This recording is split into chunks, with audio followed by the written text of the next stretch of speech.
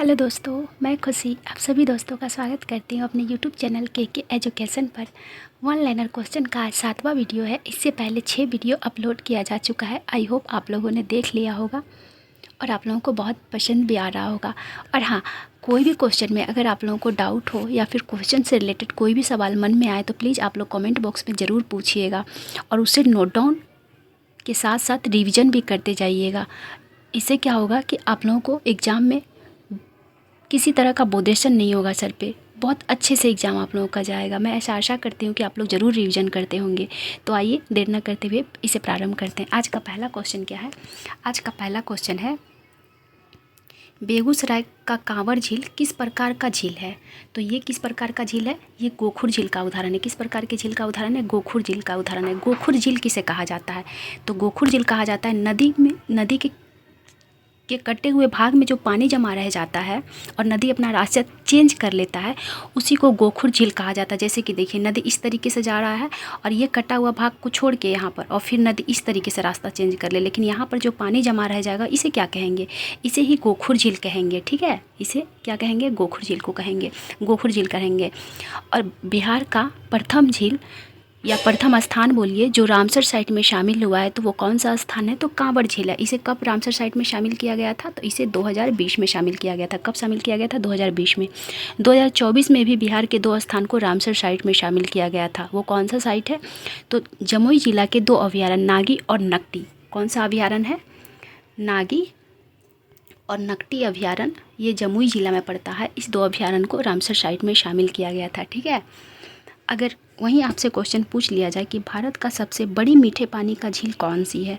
तो भारत का सबसे बड़ी मीठे पानी का झील बूलर झील है। कौन सा झील है? बूलर झील है।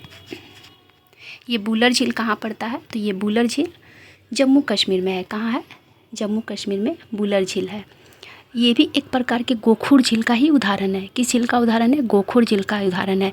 तो भारत का सबसे बड़ा मीठे पानी का झील कौन सा है? बूलर झील। कहाँ पड़ता है? जम्मू कश्मीर में। किस झील का उदाहरण है? तो ये गोखुर झील का उदाहरण है।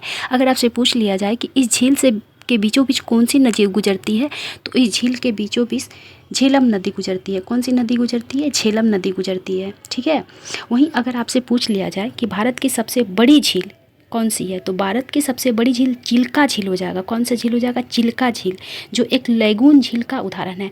आगे क्वेश्चन है, मैं समझा दूंगी कि लैगून झील किसे कहा जाता है। ठीक है, तो भारत का सबसे बड़ा झील कौन सा है? चिल्का झील है। ये किस राज्य में पड़ता है? तो ये उड़ीसा में पड़ता है। जबकि भारत का सबसे बड़ा मीठे पानी का झील बूलर झील है। ठीक है, आइए नेक्स्ट क्वेश्चन देखते हैं। नेक्स्ट क्वेश्चन हमारा क्या कह रहा है? तो नेक्स्ट क्वेश्चन कह रहा है कि बोलीविया का टिटिकाका और तुर्की का वान झील किस प्रकार के झील का उदाहरण है? तो ये क्रेटर झील का उदाहरण है। किस प्रकार का झील का उदाहरण है? तो ये क्रेटर झील का उदाहरण है। क्रेटर झील किसे कहा जाता है? क्रेटर झील जैसे कि ज्वालामुखी का उद्गार से जो बनता है ना, जो स्थान जैसे ज्वालामुखी उद्गार हो रहा है तो वहाँ पे गड्ढा बच जाता है। तो गड्ढा तो बाद में नहीं भरता है, क्योंकि उसके जितने साइड जगह होते हैं आजू बाजू, वो तो सारे भर जाते हैं मेघमा से, लेकिन बीच में एक गड्ढा रह जाता है और उस गड्ढे में जो पानी भर जाता है और उस पानी से जिस झील का निर्माण होता है उसे क्रेटर झील कहते हैं। ठीक है, कौन सा झील कहते हैं? क्रेटर झील।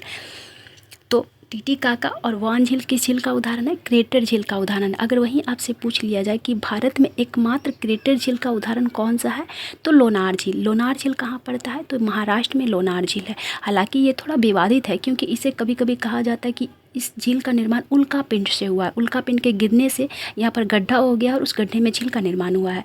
लेकिन ये भी कहा जाता है कि नहीं, इस झील का निर्माण ज्वालामुखी प्रक्रिया से हुआ है। तो क्वेश्चन में आपसे केवल यही पूछेगा कि क्रेटर झील का निर्माण, भारत का एकमात्र क्रेटर झील कौन सा है? तो कौन सा क्रेटर झील है भारत का एकमात्र? लोनार झील। कौन सा? लोनार झील। कहाँ पड़ता है? तो ये महाराष्ट्र में पड़ता है। ठीक है, टिटिकाका झील की अगर हम बात करें तो टिटिकाका झील दक्षिण अमेरिका की सबसे बड़ी झील की उदाहरण है। कौन सा है टिटिकाका झील? तो दक्षिण अमेरिका के सबसे बड़ी झील के उदाहरण है। टिटिकाका झील जो है वो बोलिविया और पेरू के सीमा पर पड़ता है।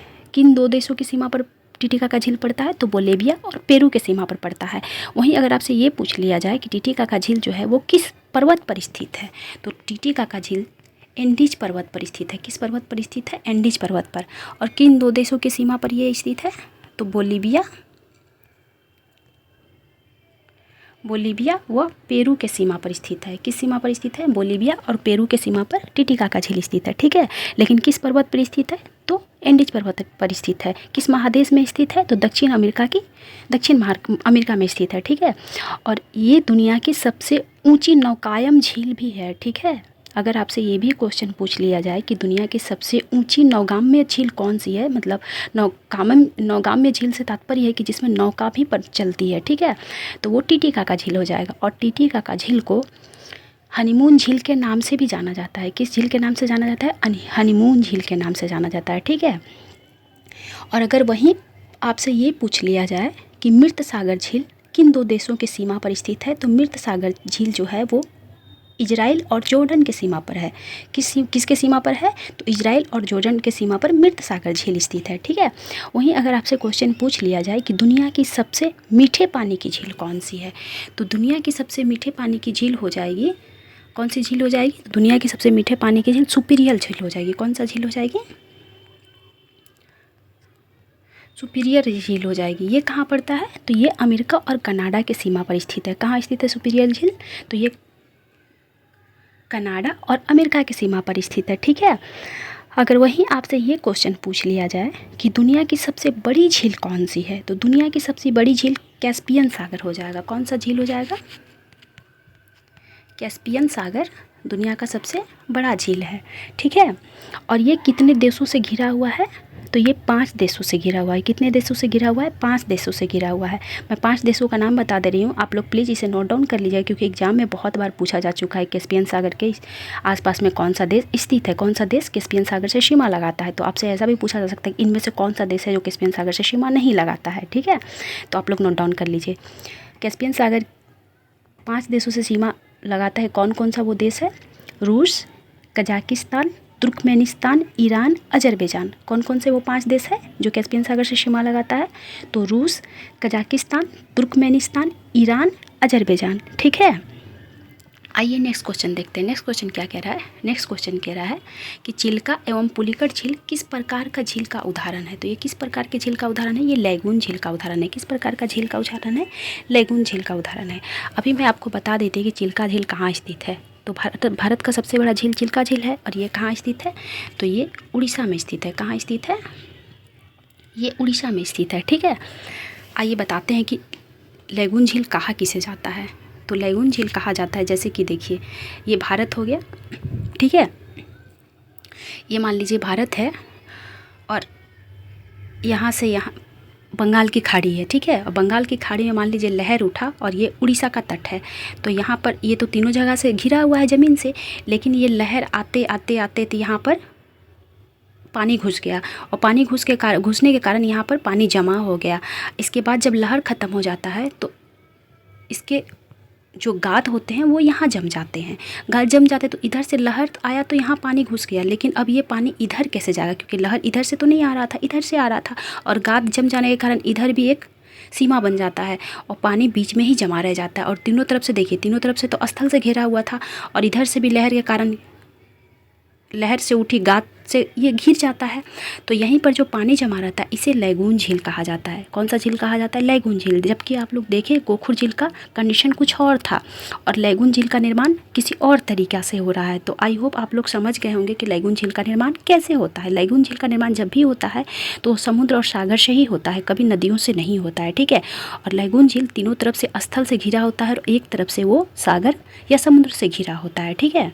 या समुद्र से उठे जो मिट्टी होता है, गाद होता है, उससे घिरा होता है, ठीक है। आई होप आप लोग समझ गए होंगे। तो चिल्का झील कहाँ स्थित है? चिल्का झील उड़ीसा में स्थित है, जबकि पुलिकट झील जो है वो आंध्र प्रदेश और तमिलनाडु के सीमा पर स्थित है। कहाँ स्थित है पुलिकट झील? तो पुलिकट झील जो है वो आंध्र प्रदेश और तमिलनाडु के सीमा पर स्थित है, ठीक है। तो लैगून झील भी आप लोग समझ गए और गोखुर झील भी आप लोग समझ गए। तो आइए नेक्स्ट क्वेश्चन देखते हैं। नेक्स्ट क्वेश्चन हमारा क्या कह रहा है? नेक्स्ट क्वेश्चन कह रहा है भारत के किस उत्पाद को पहली बार जीआई टैग मिला था? तो भारत के किस उत्पाद को पहली बार जीआई टैग मिला था? दार्जिलिंग के चाय पत्ती को। किसको मिला था? दार्जिलिंग के चाय पत्ती को। जीआई टैग देने की शुरुआत कब हुई थी? तो पहले तो आप ये जान लीजिए कि इसको 1999 के एक्ट द्वारा 2003 से जीआई टैग देने की घोषणा की गई थी। कब से? 2003 से। किस एक्ट के तहत? 1999 के एक्ट के तहत 2003 से जीआई टैग देने की घोषणा की गई थी। लेकिन पहली बार जीआई टैग कब दिया गया था? तो पहली बार जीआई टैग 2004 को दिया गया था। कब दिया गया था? 2004 को दिया गया था। और किसको दिया गया था? तो दार्जिलिंग के चाय पत्ती को दिया गया था। ठीक है। अगर आपसे ये पूछ लिया जाए कि जीआई टैग किस अधिनियम के तहत दिया जाता है, तो 1999 के अधिनियम के तहत दिया जाता है। ठीक है।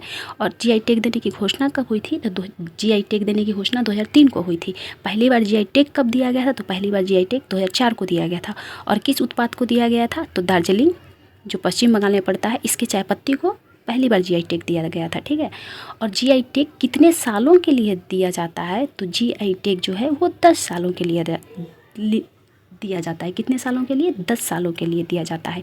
वहीं अगर पेटेंट की बात की जाए तो पेटेंट 20 सालों के लिए दिया जाता है। कितने सालों के लिए दिया जाता है पेटेंट? पेटेंट दिया जाता है 20 सालों के लिए। पेटेंट क्या होता है? तो पेटेंट होता है कि मान लीजिए किसी आदमी के द्वारा कोई चीज़ खोजा गया है, तो उस पर अधिकार किसका होगा? उसी का होगा ना। तो उसको 20 सालों के लिए दिया जाता है कि उसके अलावे उस चीज़ का नाम कोई और नहीं छाप सकता। मान लीजिए कोई मेडिसिन ही है, तो कोई मेडिसिन का आविष्कार किसी ने किया है, ठीक है, तो उसको पेटेंट दिया गया है 20 साल के लिए कि 20 साल तक उस दवा का निर्माण कोई और नहीं कर सकता है उस नाम से। ठीक है।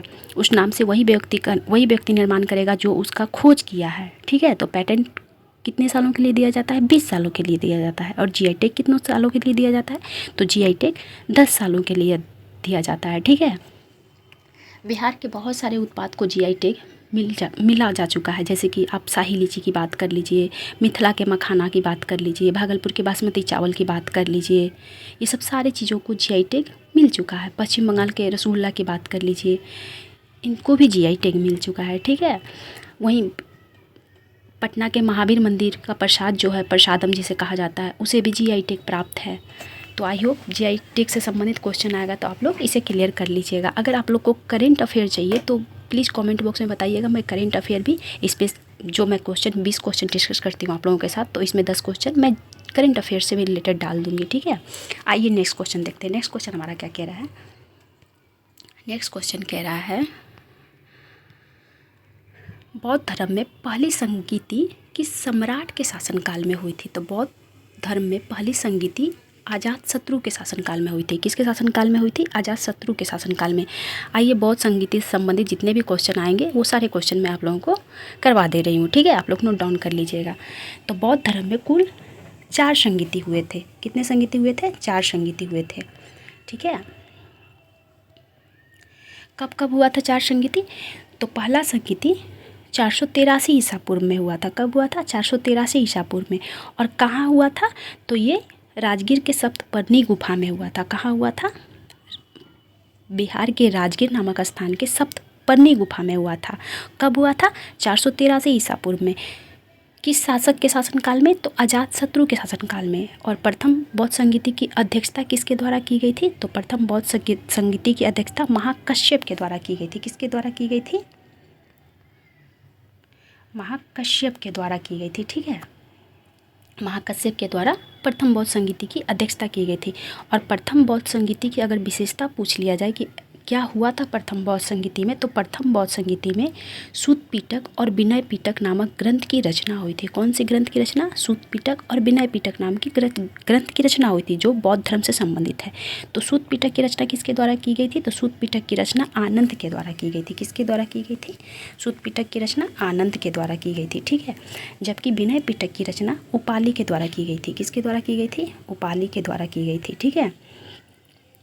अगर वहीं बौद्ध संगीत दूसरे बौद्ध संगीति की बात की जाए तो दूसरा बौद्ध संगीति 483 ईसा पूर्व में हुआ था। कब हुआ था? 483 ईसा पूर्व में हुआ था। कहाँ हुआ था दूसरा बौद्ध संगीति? दूसरा बौद्ध संगीति चुलबग वैशाली में हुआ था। कहाँ हुआ था? वैशाली के चुलबग नामक स्थान पे हुआ था। ठीक है। कहाँ हुआ था?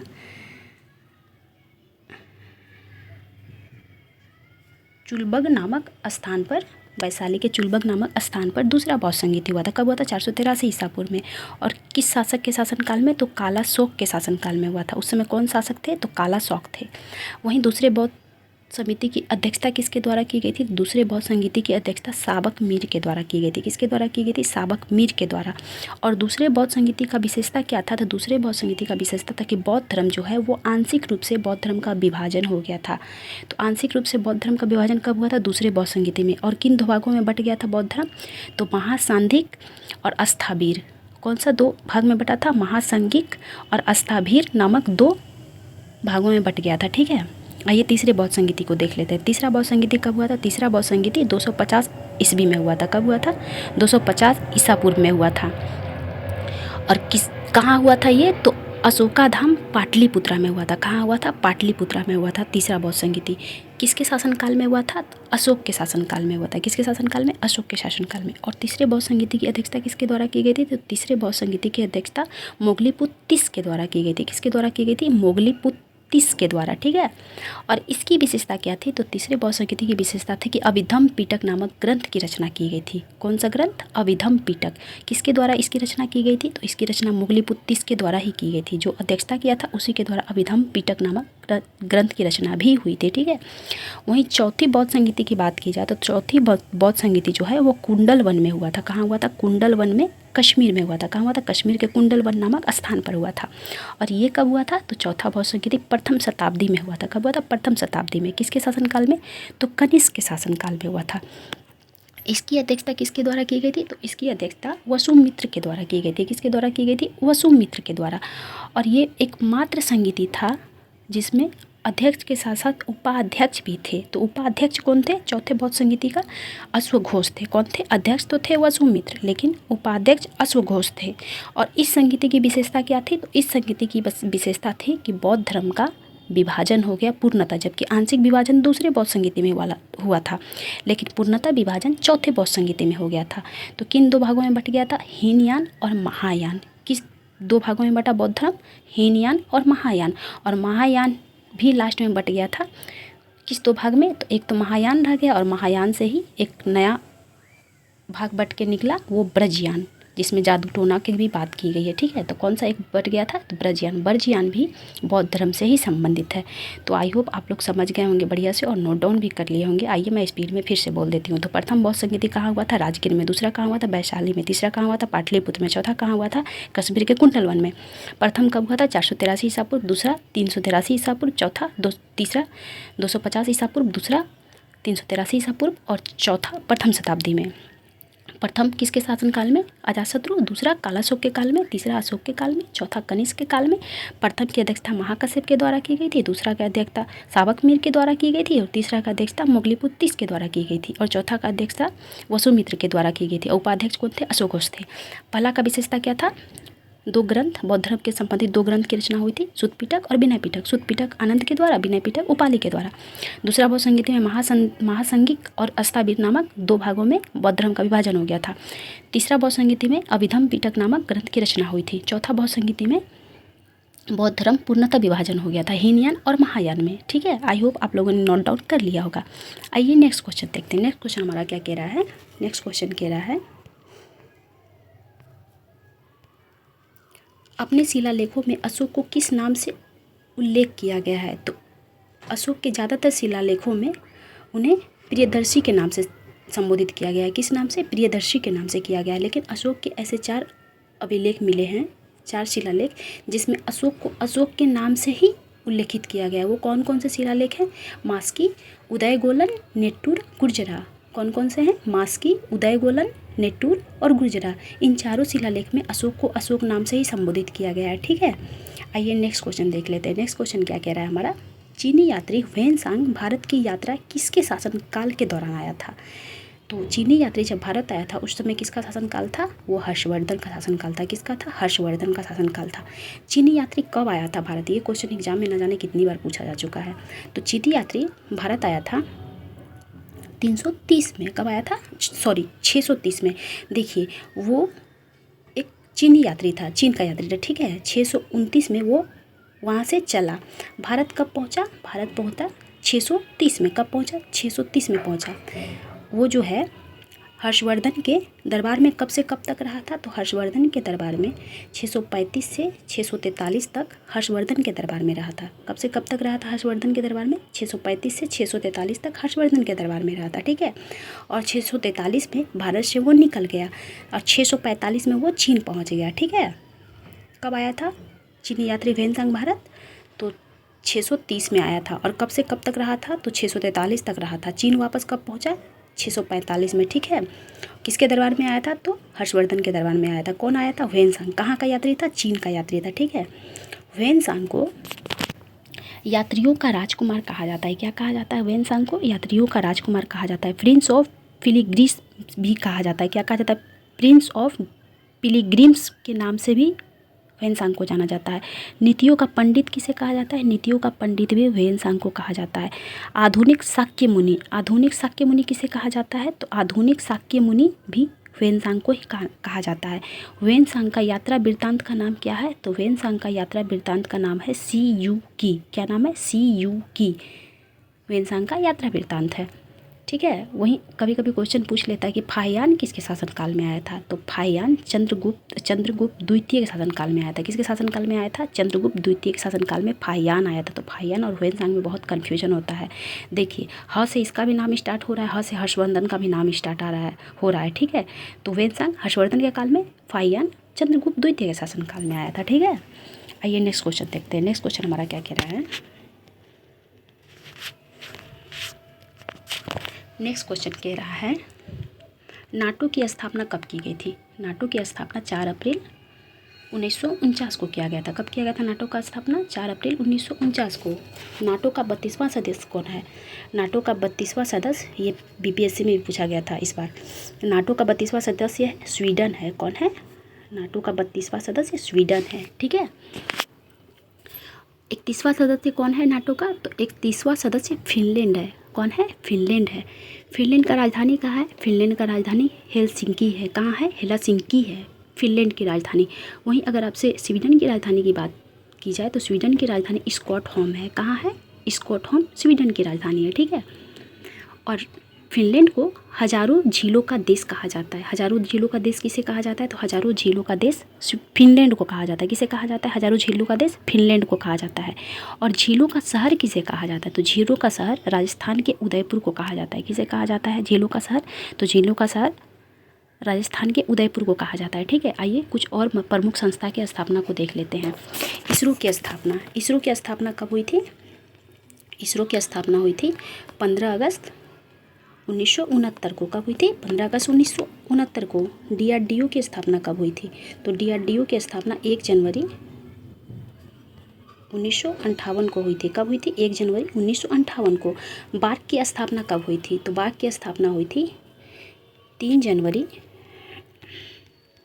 1954 को। कब हुई थी बार्क की स्थापना? 3 जनवरी 1954 को। इसरो की 15 अगस्त 1969 को। डीआरडीओ की 1 जनवरी 1958 को, ठीक है।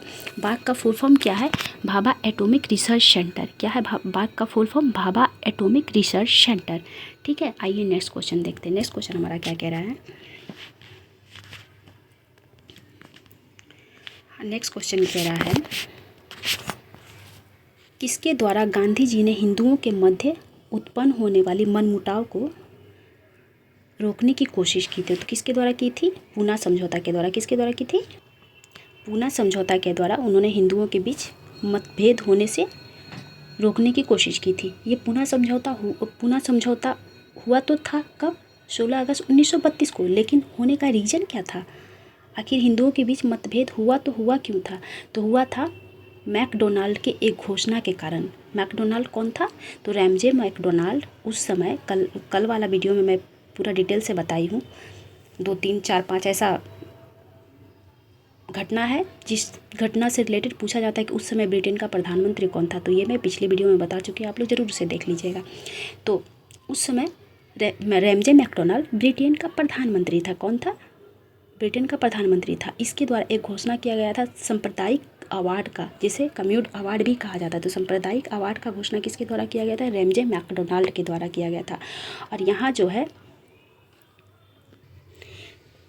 और सांप्रदायिक अवार्ड के कारण भारत में हिंदुओं के मध्य मतभेद होना स्टार्ट हो गया, क्योंकि यहाँ अलग से चुनाव का अधिकार दे दिया गया था भीमराव अंबेडकर के मांग पे, ठीक है। इसलिए यहाँ पर विवाद बढ़ गया था।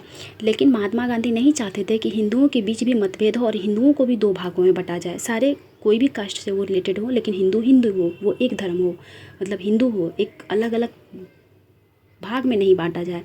इसलिए इस बात से महात्मा गांधी बहुत आहत हुए थे और वो उस समय जेल में थे, पूना की यरवदा जेल में महात्मा गांधी थे। और जब उनको पता चला कि जेम्स मैकडोनाल्ड के द्वारा सांप्रदायिक अवार्ड की घोषणा की गई है तो उन्होंने जेल में ही अनशन प्रारंभ कर दी। तो महात्मा गांधी अनशन कब प्रारंभ किए थे? तो महात्मा गांधी अनशन प्रारंभ किए थे 20 सितंबर 1932 को। कब किए थे? 20 सितंबर 1932 को। और उन्होंने कुछ नहीं खा रहे थे जेल वेल में, उनकी तबीयत बिगड़ गई, जिस कारण फिर मदन मोहन मालवीय, डॉक्टर राजेंद्र प्रसाद, सी राजगोपालाचारी, तेज बहादुर सप्रू, इन सबों के प्रयास से भीमराव अंबेडकर को मनाया गया कि आप जो मांग रखे हैं ब्रिटेन सरकार से कि हम लोगों को अलग चुनाव का हक दिया जाए, उसको मान लीजिए और मत बांटिए इन सब चीज़ों को। फिर भीमराव अंबेडकर इन लोगों की बात माने और पूना समझौता के लिए राजी हो गए। ठीक है, तो पूना समझौता महात्मा गांधी और भीमराव अंबेडकर के बीच 24 सितंबर 1932 को हुआ था। कब हुआ था? 24 सितंबर 1932 को पूना समझौता हुआ था। किसके किसके बीच हुआ था? तो महात्मा गांधी और भीमराव अंबेडकर के बीच। किसके सहयोग से हुआ था? तो मदन मोहन मालवीय, राजेंद्र प्रसाद, सी राजगोपालाचारी, तेज बहादुर सप्रू, इन सब के सहयोग से पूना समझौता हुआ था। ठीक है, तो रेमजे मैकडोनाल्ड के द्वारा सांप्रदायिक अवार्ड का घोषणा कब किया गया था? 16 अगस्त 1932 को। महात्मा गांधी अनशन पर कब बैठे थे? 20 सितंबर 1932 को। पूना समझौता कब हुआ? 24 सितंबर 1932 को। ठीक है, किसके किसके बीच हुआ था? भीमराव अंबेडकर और महात्मा गांधी के बीच हुआ था। आइए नेक्स्ट क्वेश्चन देखते हैं। नेक्स्ट क्वेश्चन हमारा क्या कह रहा है? नेक्स्ट क्वेश्चन कह रहा है अगस्त घोषणा कब हुआ था? तो अगस्त घोषणा हुआ था 20 अगस्त 1917 को। कब हुआ था अगस्त घोषणा? 20 अगस्त 1917 को। किसके द्वारा किया गया था ये घोषणा? तो ये घोषणा किया गया था मॉन्टेग्यू के द्वारा। किसके द्वारा किया गया था? जेम्स मॉन्टेग्यू के द्वारा किया गया था। किसके द्वारा किया गया था? अगस्त घोषणा मॉन्टेग्यू के द्वारा किया गया था। इससे संबंधित 3 क्वेश्चन आते हैं जिसमें बच्चे बहुत कंफ्यूज होते हैं। एक तो हो गया अगस्त घोषणा जो 20 अगस्त 1917 को किया गया था। एक हो गया अगस्त प्रस्ताव। तो अगस्त प्रस्ताव कब लाया गया था? अगस्त प्रस्ताव 8 अगस्त 1940 को लाया गया था। किसके द्वारा लाया गया था? तो ये लाया गया था लिन लिथगो के द्वारा। किसके द्वारा लाया गया था अगस्त प्रस्ताव? 8 अगस्त 1940 को लिन लिथगो के द्वारा लाया गया था। उस समय भारत का वायसराय था लिन लिथगो, भारत छोड़ो आंदोलन के समय। ठीक है, वहीं अगस्त क्रांति, अगस्त क्रांति या अगस्त संकल्प दोनों ही कहा जाता है, ये कब हुआ था? तो ये 8 अगस्त 1942 को हुआ था। ठीक है, और इसी के तहत भारत छोड़ो आंदोलन भी हुआ था। तो ये किसके द्वारा किया गया था? ये महात्मा गांधी के द्वारा किया गया था। किसके द्वारा किया गया था अगस्त क्रांति या अगस्त संकल्प? तो महात्मा गांधी के द्वारा किया गया था। कब किया गया था? 8 अगस्त 1942 को। ठीक है, अगस्त प्रस्ताव कब लाया गया था? 8 अगस्त 1940 को। किसके द्वारा लाया गया था? लिन लिथगो के द्वारा। अगस्त घोषणा कब आया था? तो ये आया था 20 अगस्त 1917 को। किसके द्वारा किया गया था? तो मॉन्टेग्यू के द्वारा। ठीक है, अगर आपको सीरीज में सजाने के लिए दे दिया जाए, क्रम से बैठाने के लिए, तो कन्फ्यूजन होगा, इसलिए आप लोग डेट जरूर रखिएगा। और मॉडर्न हिस्ट्री में डेट जरूर पूछता है। मिडाइवल और एंसेंट के लिए तो बिल्कुल भी डेट जरूरी नहीं है। एंसेंट में तो ईस्वी पूछ लिया यही बहुत है, लेकिन मॉडर्न के लिए डेट बहुत मैटर करता है। डेट अक्सर पूछा जाता है मॉडर्न हिस्ट्री से संबंधित, इसलिए आप लोग डेट जरूर रखिएगा। ठीक है, याद रखिएगा। आइए नेक्स्ट क्वेश्चन देखते हैं। नेक्स्ट क्वेश्चन हमारा क्या कह रहा है? नेक्स्ट क्वेश्चन कह रहा है सती प्रथा को समाप्त करने में प्रमुख धर्म युद्ध किसने किया था? किसके द्वारा किया गया था सती प्रथा? राजा राम मोहन के प्रयास से सती प्रथा पर प्रतिबंध लगाया गया था। और किसके द्वारा लगाया गया था? तो विलियम बेंटिक के द्वारा लगाया गया था। किसके द्वारा लगाया गया था? विलियम बेंटिक के द्वारा लगाया गया था। कब लगाया गया था? तो ये लगाया गया था 1829 में। कब लगाया गया था? 1829 में। किसके द्वारा? विलियम बेंटिक के द्वारा। किसके प्रयास से? राजा राम मोहन के प्रयास से। राजा राम मोहन से संबंधित पिछले वीडियो में मैं सारा क्वेश्चन लगभग बता दी हूँ। ठीक है, तो आइए आगे बढ़ते हैं। दूसरा क्वेश्चन हमारा क्या कह रहा है? दूसरा क्वेश्चन कह रहा है कृष्णा नदी का उद्गम स्थल कहाँ है? तो कृष्णा नदी का उद्गम जो है वो महाबलेश्वर से होता है। कहाँ से होता है? महाराष्ट्र के महाबलेश्वर से होता है। आइए कुछ और नदी का उद्गम स्थल देख लेते हैं जिससे संबंधित क्वेश्चन बार बार आते हैं। कावेरी का उद्गम स्थल क्या है? तो कावेरी का उद्गम स्थल ब्रह्मगिरी है। कहाँ है? ब्रह्मगिरी। गोदावरी का उद्गम स्थल त्र्यंबकम की पहाड़ी है। कहाँ है? नासिक का त्र्यंबकम की पहाड़ी से गोदावरी नदी निकलती है। महानदी का उद्गम स्थल, तो महानदी का उद्गम स्थल सिहुआ है। क्या है? सिहुआ है, छत्तीसगढ़ का सिहुआ महानदी का उद्गम स्थल। ताप्ती का उद्गम स्थल मुल्ताई है। क्या है? ताप्ती का उद्गम स्थल मुल्ताई। नर्मदा का उद्गम स्थल अमरकंटक। सोन नदी का उद्गम स्थल अमरकंटक। गंगा नदी का उद्गम स्थल, गंगा नदी का उद्गम स्थल गंगोत्री या गोमुख ग्लेशियर। क्या है? गंगोत्री या गोमुख ग्लेशियर से गंगा नदी का उद्गम होता है। ठीक है, कोसी नदी का उद्गम स्थल गोसाई थान। क्या है? कोसी नदी का उद्गम स्थल गोसाई थान। ठीक है, सतलज का उद्गम स्थल राकसताल झील मानसरोवर। ठीक है, राकसताल झील मानसरोवर। ठीक है, झेलम का उद्गम स्थल बेरीनाग या शेषनाग झील। कहाँ से निकलती है झेलम नदी? बेरीनाग या शेषनाग झील से। ठीक है, आइए नेक्स्ट क्वेश्चन देखते हैं। नेक्स्ट क्वेश्चन हमारा क्या कह रहा है कि अंतर्राष्ट्रीय शिक्षा दिवस कब मनाया जाता है। अंतर्राष्ट्रीय शिक्षा दिवस 24 जनवरी को मनाया जाता है। कब मनाया जाता है अंतर्राष्ट्रीय शिक्षा दिवस?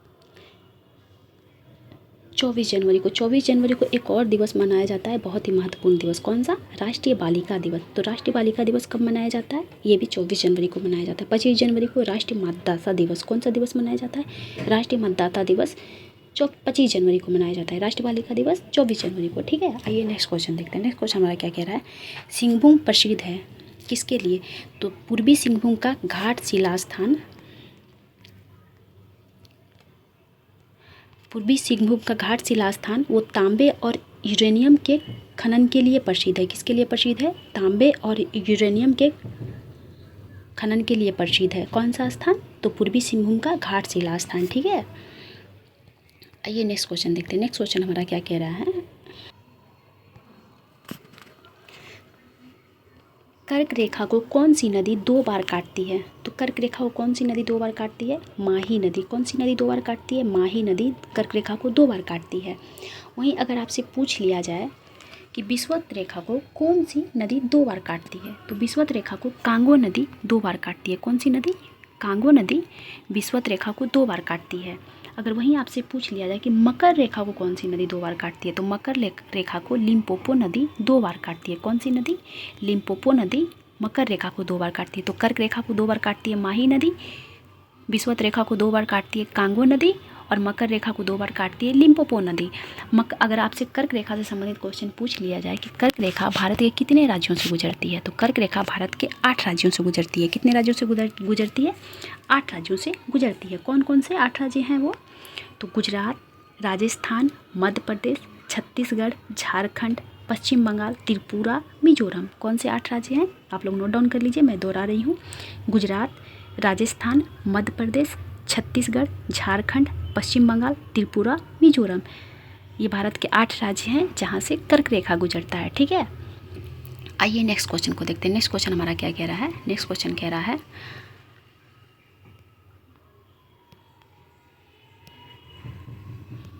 राष्ट्रीय झंडा की अभिकल्पना को भारत की संविधान सभा द्वारा कब अपनाया गया था? तो कब अपनाया गया था? 22 जुलाई 1947 को। कब अपनाया गया था? 22 जुलाई 1947 को।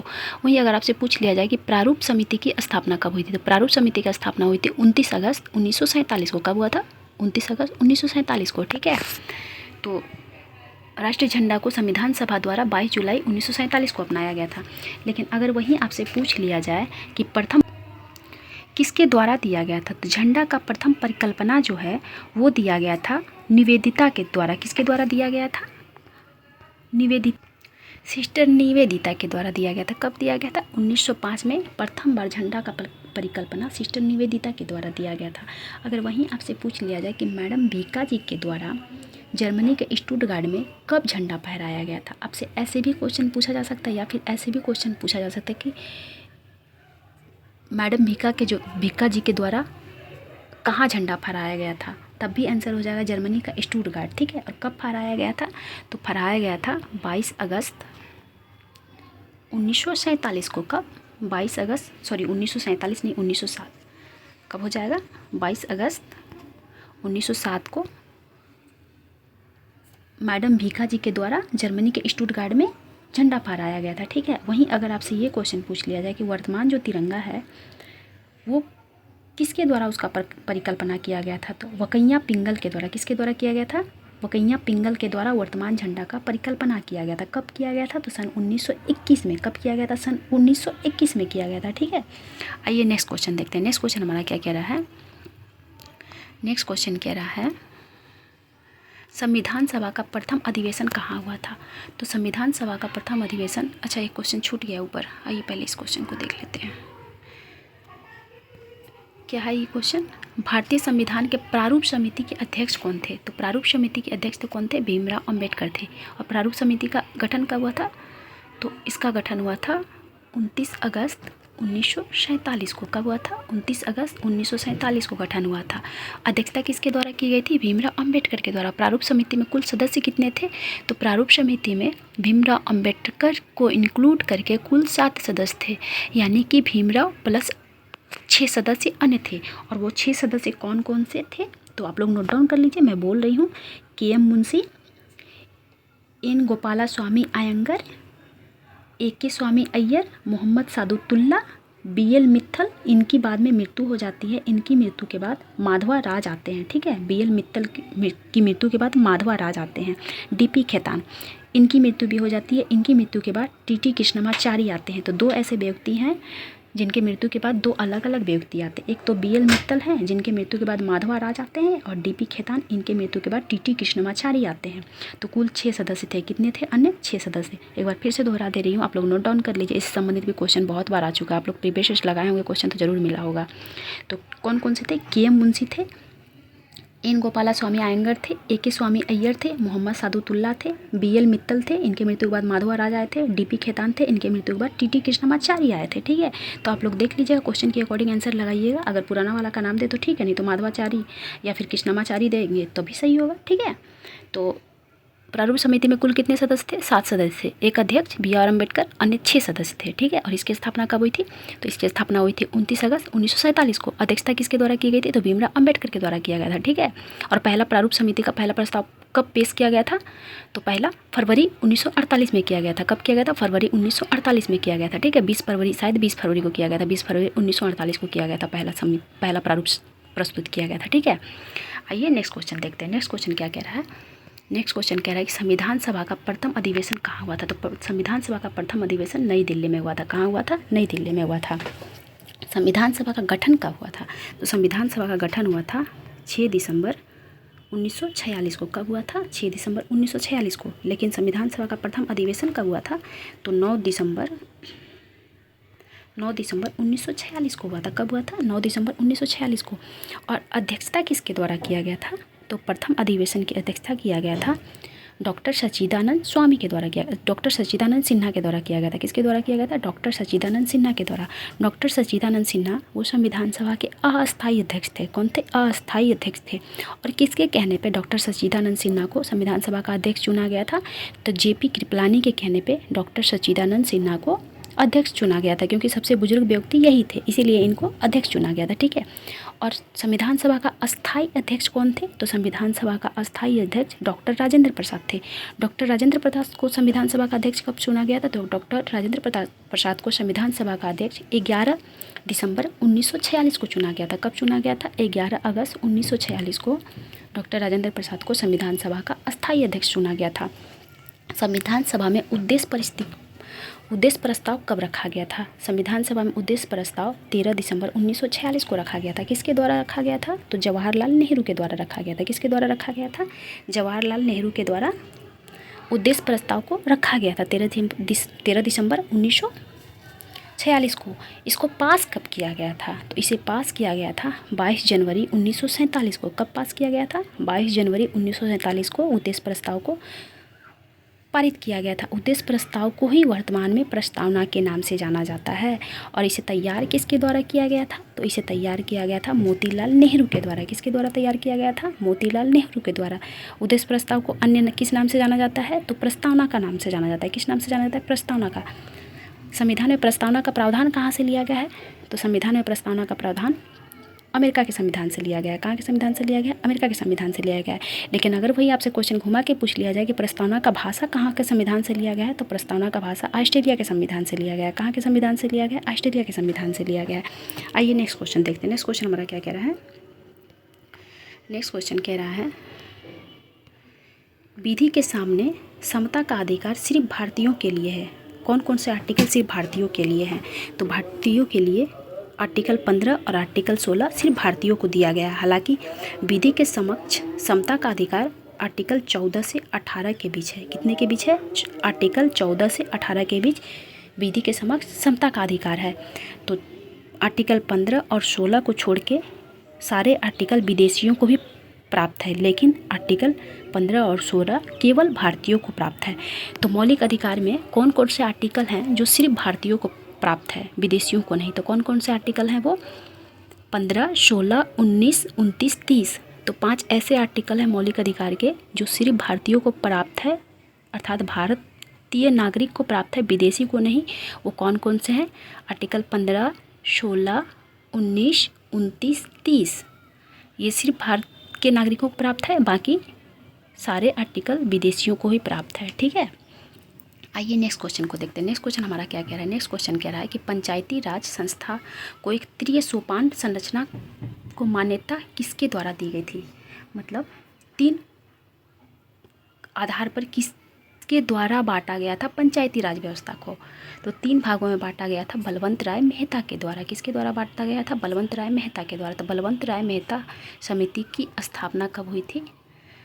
1957 में। कब हुई थी? 1957 में। इन्होंने अपनी रिपोर्ट कब दी थी? तो इनके द्वारा अपनी रिपोर्ट 1958 में दिया गया था। ठीक है, कब दिया गया था? 1958 में। पंचायती राज व्यवस्था से एक और भी आयोग है जो बहुत फेमस है, अशोक मेहता। अशोक मेहता समिति का स्थापना कब हुआ था? तो अशोक मेहता समिति का स्थापना हुआ था सन 1977 में। कब हुआ था? सन 1977 में हुआ था। ठीक है, और इनके द्वारा पंचायती राज व्यवस्था को 2 भागों में बांटा गया था। कितने भागों में? 2 भागों में, एक मंडल और दूसरा जिला स्तर पर बांटा गया था। ठीक है, जबकि बलवंत राय मेहता के द्वारा 3 भागों में बांटा गया था। और पंचायती राज व्यवस्था को 4 भागों में किसके द्वारा बांटा गया था? तो जीबी के राव के द्वारा। किसके द्वारा बांटा गया था? जीबी के राव के द्वारा 4 भागों में बांटा गया था। किसके द्वारा? जीबी के राव समिति के द्वारा 4 भागों में बांटा गया था। ठीक है, और जीबी के राव समिति की स्थापना कब हुई थी? तो इसकी स्थापना हुई थी सन 1985 में। कब हुई थी? 1985 में। तो वर्तमान में पंचायती राज व्यवस्था का 4 स्तरीय जो भाग है वो कहाँ लागू है? तो पंचायती राज व्यवस्था का 4 स्तरीय जो सिस्टम है वो लागू है पश्चिम बंगाल में। कहाँ लागू है? पश्चिम बंगाल में लागू है। बाकी सब जगह 3 ही लगभग है। 1-2 है जो साउथ इंडिया का कुछ राज्य है, शायद केरल वेरल है, जहाँ पर 2 स्तरीय पंचायती राज व्यवस्था लागू है। ठीक है, बाकी सब जगह 3 ही है। तो आई होप आप लोगों को पसंद आएगा। इससे संबंधित कोई क्वेश्चन होगा तो आप लोग ज़रूर पूछिएगा। हाँ, एक वीडियो में मैं क्वेश्चन आप लोगों से पूछी थी कि राष्ट्रीय विकास परिषद का स्थापना कब हुआ था? तो राष्ट्रीय विकास परिषद का स्थापना कब हुआ था? 6 अगस्त 1952 को हुआ था। कब हुआ था? 6 अगस्त 1952 को हुआ था।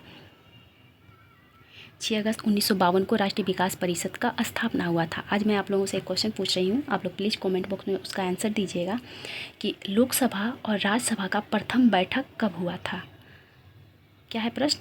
लोकसभा और राज्यसभा का प्रथम बैठक कब हुआ था? ठीक है, थैंक यू सो मच।